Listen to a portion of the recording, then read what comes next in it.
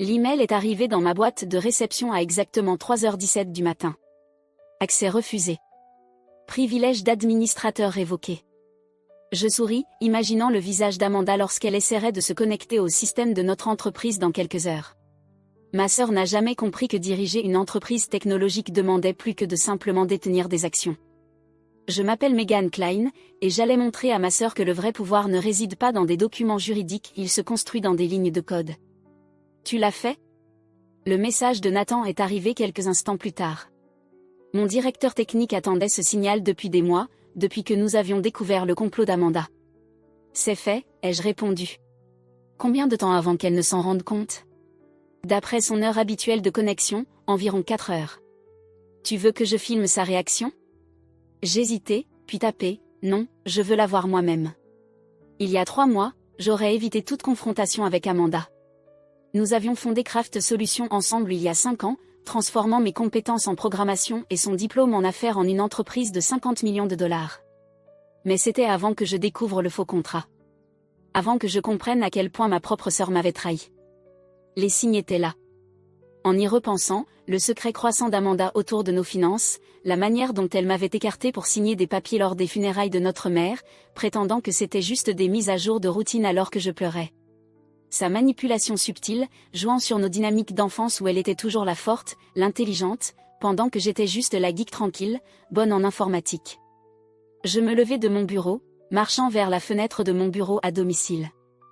La ville était encore sombre, mais l'aube n'était pas loin. Bientôt, Amanda arriverait au siège de Craft, confiante dans sa victoire, pour se retrouver verrouillée hors de tout. Mon téléphone vibra. Un message de Claire, notre responsable des ressources humaines. L'équipe de sécurité est briefée. Nous sommes prêts. Tout était en place. Pendant qu'Amanda était occupée avec ses manœuvres juridiques, je m'étais préparée. Elle pensait que posséder l'entreprise signifiait la contrôler. Elle allait apprendre la différence. À 7h30, je suis entrée dans le bureau de Craft, hochant la tête aux membres de l'équipe de sécurité. Ils avaient déjà été informés de la situation potentielle.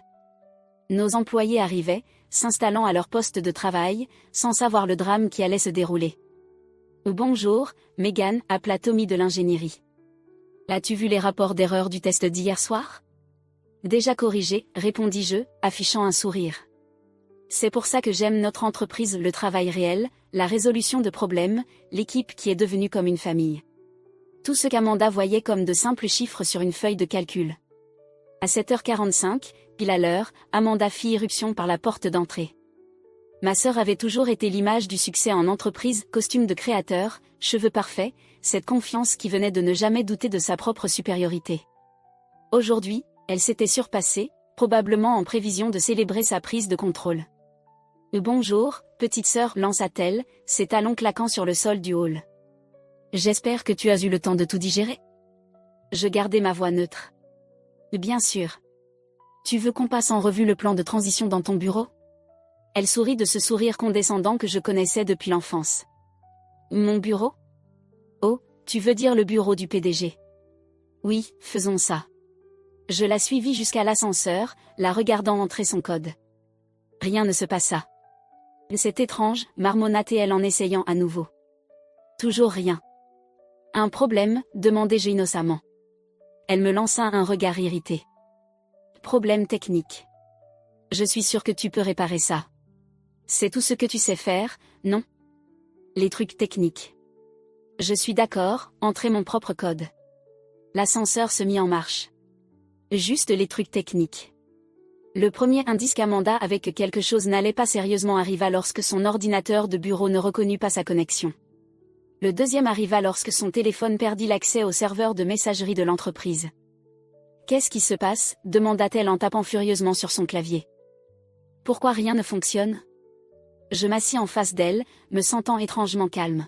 « Tu pensais vraiment que je n'aurais pas de sauvegarde ? C'était un risque, mais je n'ai pas tout donné de ce que nous avons construit juste parce que tu m'as trompé pour que je signe des papiers. » Son visage devint rouge. « Ces papiers sont légalement valables, Megan. Je possède Codecraft maintenant. Tu as cédé tes actions, ton poste, tout. Tu possèdes des actions dans une entreprise, la corrigeai-je. Mais cette entreprise fonctionne grâce au code, mon code. Et pendant que tu étais occupé avec ton tour juridique, moi aussi, j'étais occupé. Je sortis ma tablette, lui montrant les journaux système, chaque morceau de logiciel propriétaire que nous avions développé, chaque interface client, chaque élément d'infrastructure. Tout cela nécessitait un accès administratif. Un accès que, depuis 3 heures, je suis la seule à avoir.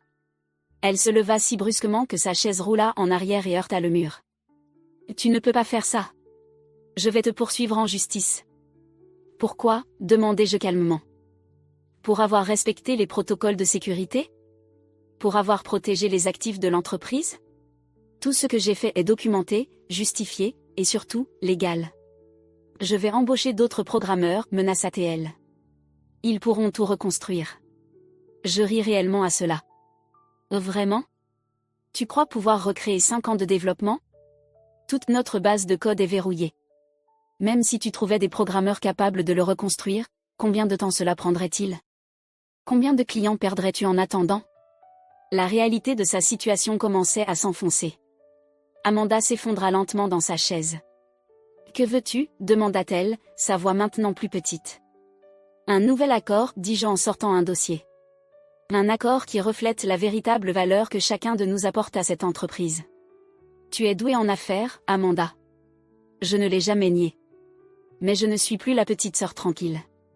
Ses mains tremblaient légèrement lorsqu'elle prit le dossier. Tu as tout planifié ? Tout. J'ai appris des meilleurs, répondis-je. Tu m'as appris que la famille n'a aucune importance en affaires. Tu te souviens ? Nous avons utilisé les funérailles de maman pour faire passer ton faux contrat. Elle eut la grâce d'avoir l'air honteuse, du moins un instant. C'était, je n'aurais pas dû. Non, répondis-je. Tu n'aurais pas dû. Maintenant, devrions-nous discuter des nouveaux termes, ou voudrais-tu essayer d'expliquer à nos clients pourquoi aucun de leurs systèmes ne fonctionne ? Juste à ce moment-là, mon téléphone vibra. Un message de Nathan, les membres du conseil arrivent tôt. Ils veulent savoir ce qui se passe avec les problèmes d'accès au système. Un timing parfait. Il semble que nous aurons un public pour cette discussion, dis-je à Amanda, prête à affronter le conseil et à expliquer son brillant plan de prise de contrôle. Pour la première fois depuis que nous étions enfants, je vis une véritable peur dans les yeux de ma sœur. Le jeu avait changé, et elle le savait. La salle du conseil était déjà pleine lorsqu'Amanda et moi sommes arrivés. L'Hyper-Dieu nous observait prendre place, chacun conscient qu'il se passait quelque chose d'important, mais sans savoir exactement quoi. Quelqu'un pourrait-il expliquer pourquoi notre système entier fonctionne sans accès ? Demanda Richard Barnes, notre principal investisseur. Son ton était calme, mais je pouvais entendre la tension sous-jacente. Amanda ouvrit la bouche pour parler, mais je la devançai. En fait, oui, dis-je en sortant des copies des 2 contrats, celui d'Amanda, frauduleux, et ma nouvelle proposition. Nous avons affaire à un protocole de sécurité que j'ai mis en place après avoir découvert une tentative de prise de contrôle de l'entreprise par des moyens douteux. Je distribuais les documents, observant les visages changer à mesure que les membres du conseil commençaient à lire. Amanda était assise rigide à côté de moi, ses jointures blanches là où elle tenait le bras de sa chaise. Ce premier contrat, continuai-je, m'a été présenté lors des funérailles de notre mère, décrit comme des papiers de routine. Comme vous pouvez le voir, il a en fait transféré le contrôle complet de Codecraft à Amanda, m'éliminant effectivement de l'entreprise que j'ai aidé à construire. Est-ce vrai ? Richard se tourna vers Amanda, son expression s'assombrissant. C'est plus compliqué que ça, commença-t-elle, mais ce tut lorsque je projetai la vidéo de sécurité sur l'écran de la salle de réunion. Là, elle était, capturée en caméra me pressant de signer des papiers alors que j'étais clairement bouleversée, à peine en train de regarder ce qui était mis devant moi. Le timestamp montrait qu'il s'agissait de moins d'1 heure après la cérémonie de notre mère. Mademoiselle Klein ? La voix de Richard était glaciale. Avez-vous la moindre idée combien de réglementations cela viole ? Avant qu'Amanda puisse répondre, je projetai un autre écran, nos métriques d'entreprise des 5 dernières années. Le succès de Codecraft ne repose pas uniquement sur des stratégies commerciales, expliquai-je. Notre logiciel exclusif, que j'ai développé, est ce qui nous distingue. Tous nos clients majeurs dépendent des systèmes que j'ai créés, des systèmes qui nécessitent une maintenance et des mises à jour constantes de ma part et de celle de mon équipe. Nathan choisit ce moment pour entrer, comme s'il était parfaitement synchronisé. Megan, nous avons des clients qui appellent. Ils veulent savoir pourquoi leur accès est limité aux fonctions de base. Qu'est-ce que tu as fait exactement ? Demanda Richard en se penchant en avant. Protéger les actifs de notre entreprise, répondis-je. Chaque ligne de code que j'ai écrite inclut des sécurités intégrées. Si des modifications non autorisées sont apportées à la structure ou à la direction de l'entreprise, les systèmes entrent automatiquement en mode protégé. Tout est documenté dans nos protocoles de sécurité. Je sortis un autre document, détaillant les mesures de sécurité que j'avais mises en place des mois auparavant, toutes dûment enregistrées et approuvées. Il ne s'agit pas seulement de propriété, poursuivis-je. Il s'agit de comprendre ce qui fait la valeur de Codecraft. Amanda voit des chiffres sur une feuille de calcul, moi, je vois la technologie qui nous maintient compétitifs. Les membres du conseil échangèrent des regards. C'étaient des hommes et des femmes d'affaires, mais ils n'étaient pas stupides. Ils comprenaient qu'une entreprise technologique sans sa technologie n'était qu'une coquille vide. « Que proposes-tu » demanda Richard. Je distribuais des copies de mon nouvel accord, une restructuration qui reflète la réalité. Amanda conserve son rôle dans le développement commercial, elle y excelle, tant qu'elle ne cherche pas à prendre le contrôle de l'entreprise. Moi, je garde la gestion des opérations techniques et de la propriété intellectuelle. Propriété égale, responsabilité partagée. Et si je refuse ? La voix d'Amanda était à peine maîtrisée. Alors je pars, répondis-je simplement. J'emmène mon équipe avec moi. Je repars de zéro. À ton avis, combien de temps Codecraft survivrait-elle sans accès à sa technologie centrale ? Un silence tomba sur la pièce alors que chacun assimilait mes paroles. Le visage d'Amanda passa par toute une gamme d'émotions, colère, peur, puis finalement, résignation. Le conseil a besoin d'en discuter en privé, annonça Richard. Mademoiselle Klein, vous aussi, veuillez attendre dans le couloir. Amanda faisait les 100 pas tandis que je restais assise, consultant les messages de mon équipe. Les appels des clients s'accumulaient, un rappel constant de leur dépendance au système que moi seul pouvais gérer. « Tu as changé », lâcha soudainement Amanda, s'arrêtant net. La Mégane que je connaissais n'aurait jamais fait ça. La Mégane que tu connaissais faisait confiance à sa sœur, répondis-je sans lever les yeux de mon téléphone. Elle a appris à ne plus le faire. J'essayais de protéger l'entreprise, argumenta-t-elle, mais son ton manquait de conviction. Non, tu essayais de la contrôler. Ce n'est pas la même chose. Avant qu'elle ne puisse répondre, la porte de la salle du conseil s'ouvrit. L'assistante de Richard nous fit signe d'entrer à nouveau. L'heure suivante fut intense. Le conseil posa des questions sur tout, les systèmes techniques, les relations avec les clients, la nouvelle structure proposée. Je répondis à chacune avec calme, démontrant exactement pourquoi j'étais devenue indispensable au succès de Codecraft. Amanda resta silencieuse la plupart du temps, son masque de femme d'affaires parfaite se fissurant peu à peu en réalisant à quel point je l'avais surpassé. Finalement, Richard se racla la gorge. Nous avons pris une décision. Le conseil approuve le nouvel arrangement, avec quelques ajustements mineurs. Il fit glisser un contrat révisé sur la table. Je vous suggère de le lire attentivement. Très attentivement. Je parcourus le document, notant les modifications. Elles étaient justes, ajoutant même certaines protections auxquelles je n'avais pas pensé. Amanda lut son exemplaire plus lentement, ses mains tremblant légèrement. « Si nous signons toutes les deux, dit-elle finalement, qu'adviendra-t-il des systèmes ? Ils redeviendront opérationnels, répondis-je. Après un audit de sécurité approfondi, bien sûr. Elle prit un stylo, puis hésita. Mégane, Je la coupai. Signe. Nous parlerons du reste plus tard. Une par une, nous signâmes aux endroits indiqués. Avec chaque signature, je sentis le poids des derniers mois s'alléger. Ce n'était pas une victoire totale, il restait des blessures à guérir, une confiance à reconstruire. Mais c'était un début. Alors que les membres du conseil quittaient la salle, Richard s'arrêta près de ma chaise. « Bien joué », dit-il doucement. « Ta mère serait fière. » Je l'observais partir, ses paroles me touchant plus profondément que je ne l'aurais cru. Maman serait-elle fière de l'une de nous ? Amanda était toujours assise, fixant les contrats signés. « Et maintenant » demanda-t-elle, semblant plus ma sœur que ma rivale. Pour la première fois depuis des mois, je me levai en rassemblant mes affaires. « Maintenant, nous faisons notre travail. Séparément mais à égalité. Et peut-être qu'on réapprend à être sœurs. » Elle hocha lentement la tête. « Je suis vraiment désolée, Mégane. Je me suis laissée emporter par... » « Je sais, » répondis-je. « Mais la confiance met plus de temps à se reconstruire qu'à se briser. Souviens-toi de ça, la prochaine fois que tu seras tenté de jouer à des jeux de pouvoir. Les 3 mois suivants furent une leçon d'équilibre délicat. Amanda et moi avons établi des limites claires. Elle gérait les relations commerciales et la stratégie de croissance, tandis que je supervisais les opérations techniques et le développement. Nous communiquions par des canaux officiels, maintenions nos réunions strictement professionnelles, et reconstruisions peu à peu Codecraft, plus solide qu'avant. Ce ne fut pas facile. Des années de compétition fraternelle ne disparaissent pas du jour au lendemain, et certaines tensions refaisaient surface par moments.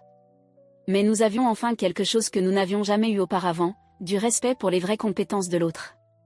Un soir, alors que je passais en revue du code pour notre dernier projet, Amanda apparut à la porte de mon bureau. Elle avait l'air différente, moins parfaite, plus humaine, d'une certaine manière. « Une minute » demanda-t-elle, hésitante sur le seuil. Je lui fis signe de s'asseoir, sauvegardant mon travail. « Qu'est-ce qu'il y a ?» Le contrat Wilson, commença-t-elle, posant un dossier sur mon bureau. Ils veulent tripler leur offre de service, mais cela nécessiterait des modifications majeures des systèmes. J'ouvris le dossier, parcourant les exigences. C'est énorme. Il faudrait réécrire la moitié de nos systèmes. Je sais, dit-elle. C'est pourquoi je voulais en parler avec toi en premier. L'ancienne moi aurait simplement promis tout ce qu'il voulait et compté sur toi pour que ça fonctionne. L'aveu me surprit. Et la nouvelle toi, demandai-je. La nouvelle moi reconnaît que je ne comprends pas pleinement les implications techniques. J'ai besoin de ton expertise pour prendre cette décision. Je me suis appuyé contre mon siège, étudiant ma sœur. L'Amanda d'il y a 6 mois n'aurait jamais admis avoir besoin de l'aide de qui que ce soit. C'est faisable, dis-je finalement. Mais il nous faudrait élargir l'équipe de développement. Peut-être faire appel à des talents spécialisés. Le délai serait serré. Elle hocha la tête en prenant des notes. Le budget, 7 chiffres minimum. Et on devra mettre certains projets en pause. D'accord, dit-elle en se levant. Je leur dirai qu'il nous faut 1 semaine pour préparer une proposition solide. On la présentera ensemble. Alors qu'elle atteignait la porte, elle s'arrêta. Megan. L'anniversaire de maman est la semaine prochaine. Je pensais que peut-être on pourrait aller visiter sa tombe ensemble. La question me prit au dépourvu. Nous n'avions pas visité la tombe de maman ensemble depuis l'enterrement, le jour où Amanda avait trahi ma confiance. Je vais y réfléchir, répondis-je prudemment. Elle hocha la tête, comprenant que ce n'était ni un oui ni un non, et partit. La semaine suivante fut intense. Amanda et moi travaillions tard dans la nuit, combinant sa stratégie commerciale avec mes connaissances techniques pour créer une proposition capable de transformer l'avenir de Codecraft. C'était la première fois que nous collaborions vraiment en égal, chacune apportant ses forces. Nathan nous observait, amusé. Je n'aurais jamais cru voir ça, commenta-t-il un soir alors qu'Amanda et moi débattions de manière productive sur des diagrammes d'architecture système. Voir quoi, demandai-je. Vous deux travaillant ensemble au lieu de vous affronter. C'est comme voir la matière et l'antimatière apprendre à coexister. Il n'avait pas tort. Quelque chose avait changé entre nous. La lutte de pouvoir était terminée, remplacée par quelque chose de plus équilibré, de plus mature. Le jour de l'anniversaire de maman se leva clair et frais. Je trouvai Amanda qui m'attendait près de ma voiture sur le parking du bureau, tenant 2 bouquets de lys blancs, les fleurs préférées de maman. « Tu n'es pas obligé de venir, dit-elle doucement. Je sais, répondis-je en déverrouillant les portes. Monte. Le trajet jusqu'au cimetière se fit en silence. Nous marchâmes jusqu'à la tombe de maman. Les souvenirs revinrent, bons et mauvais, la sœur qui m'avait protégée des brutes à l'école, la femme d'affaires qui avait essayé de tout me prendre. Elle me manque, dit soudain Amanda en s'agenouillant pour arranger les fleurs. Elle aurait su gérer tout ça bien mieux. Vraiment, demandai-je, pensant à ses propres luttes avec la famille et les affaires. Ou aurait-elle simplement voulu que nous trouvions notre propre chemin? Amanda eut un léger sourire. Probablement les deux. Elle se releva, époussetant ses genoux. Tu sais, elle disait toujours que c'était toi l'intelligente. J'étais tellement jalouse de ça. Quoi, demandai-je, surprise. Tu étais l'enfant doré. La fille parfaite. Parfaite pour suivre les règles, peut-être. Mais toi, tu créais des choses, tu bâtissais. Moi, je me contentais de jouer le jeu que tout le monde attendait de moi. Nous restâmes là, en silence, laissant ces vérités s'imprégner. La présentation Wilson est demain, dis-je enfin. Prête? Elle hocha la tête. Tu crois qu'on peut réussir ensemble? Oui, je crois. Le lendemain matin, nous affrontâmes l'équipe Wilson en un front uni. Amanda s'occupait de la stratégie commerciale tandis que j'expliquais les innovations techniques que nous proposions. Lorsque des questions surgissaient, nous répondions en tandem, chacune s'appuyant sur l'expertise de l'autre. Nous décrochâmes le contrat le plus gros de l'histoire de Codecraft. Plus tard, en célébrant dans mon bureau, Amanda leva sa tasse de café pour trinquer. Ô sœur Chen. À bien faire les choses, corrigeai-je, mais avec un sourire en faisant teinter ma tasse contre la sienne. Ce soir-là, alors que je me préparais à quitter le bureau, je trouvai un petit paquet sur mon bureau. À l'intérieur, un cadre photo Amanda et moi, enfants, assises devant notre premier ordinateur, souriant toutes les deux à l'écran. La note jointe disait « Trouvé dans les affaires de maman. Je pense que ça te revient. » Ah. Je posai la photo près de mes écrans, un rappel d'où nous étions partis et jusqu'où nous étions arrivés. 6 mois après la tentative de prise de contrôle, Codecraft avait dépassé nos prévisions. Notre nouvelle structure de leadership était devenue un modèle pour d'autres entreprises technologiques. Amanda et moi avions trouvé notre rythme, chacune excellente dans son domaine tout en respectant l'autre. « Tu crois que maman serait fière ?» demanda Amanda un soir en révisant les rapports trimestriels. Je regardai la photo sur mon bureau, puis ma sœur plus une rivale, mais une véritable partenaire pour construire quelque chose de significatif. « Oui, répondis-je. Je crois que oui. » L'entreprise que nous avions bâtie était plus forte désormais, fondée non seulement sur la technologie ou la stratégie commerciale, mais sur quelque chose de plus fondamental, la compréhension que le vrai pouvoir vient de la combinaison de nos forces plutôt que de la lutte pour le contrôle. Quant à notre relation de sœurs, nous y travaillons encore. Un jour à la fois. Certaines blessures mettent du temps à guérir, mais elles guérissent si on les laisse faire.